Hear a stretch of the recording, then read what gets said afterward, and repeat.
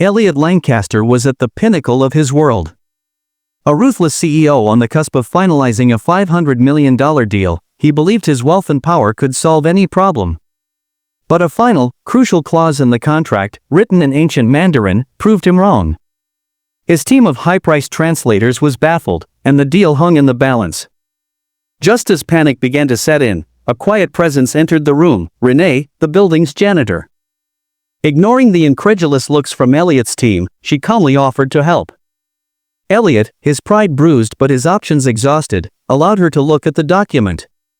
With a gentle touch, she flawlessly translated the obscure text, revealing a wisdom that transcended his materialistic world. Elliot was stunned. The woman he had always overlooked had just saved his empire. He questioned her, demanding to know how she, a janitor, possessed such knowledge.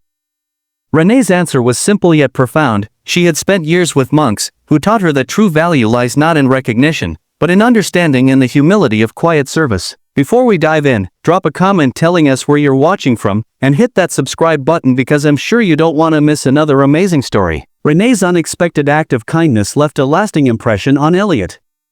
He began to change, shedding his rigid, controlling demeanor and seeking out her company. Their quiet conversations became an anchor for him, and he started to see that his life, despite all its success, was empty.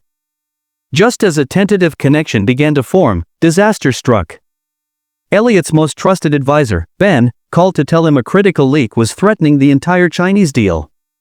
When Ben revealed that the source was someone Elliot had recently brought in close, Elliot's old fears and insecurities came roaring back. His pride demanded an explanation, and in a moment of panic, he came to a cold, brutal conclusion: it had to be Renee. He was convinced her quiet demeanor and secret past were a facade for a betrayal he couldn't comprehend. The next morning, the fragile bond they had built shattered. Elliot confronted Renee in his office, his voice sharp and accusatory. "Are you the one who's been leaking information to the competition? Are you trying to sabotage this deal?" Renee's eyes widened with disbelief and hurt. "I would never do that to you," she said, her voice trembling. "Elliot, you've got it all wrong." But his pride had blinded him. He cut her off, pointing to a trail of evidence that seemed to lead back to her. With tears streaming down her face, Renee realized he didn't see her at all. He only saw a convenient solution to a problem, and when a new problem arose, he was willing to cast her aside. "I can't be your safety net anymore, Elliot," she said with quiet finality. "I need to know that you see me for who I am." With that, she turned and walked away, leaving him alone in his cold, silent office. Elliot's victory was short-lived. The weight of his actions crashed down on him, and he realized he had lost the one person who truly saw him. The deal no longer mattered. His empire was meaningless without the peace she had brought into his life. He finally understood that his fears had made him betray the person who had only shown him kindness.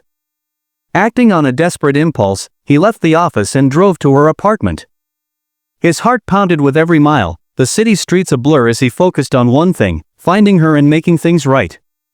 When she opened the door, her expression was unreadable. He stepped into her small, modest apartment, a stark contrast to his own life, and faced her. He didn't offer excuses or fill the silence with empty words. He simply spoke from the heart. "I was wrong," he said, his voice raw.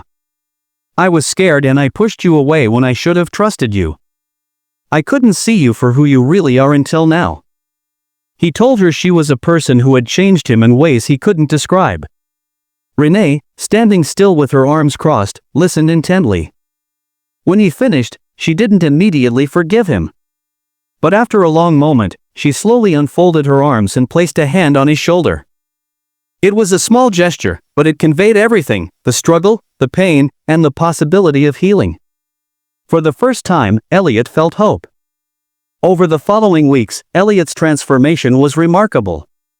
He no longer relied solely on his wealth and power, but instead led with humility, valuing the ideas of his team and admitting his own vulnerabilities.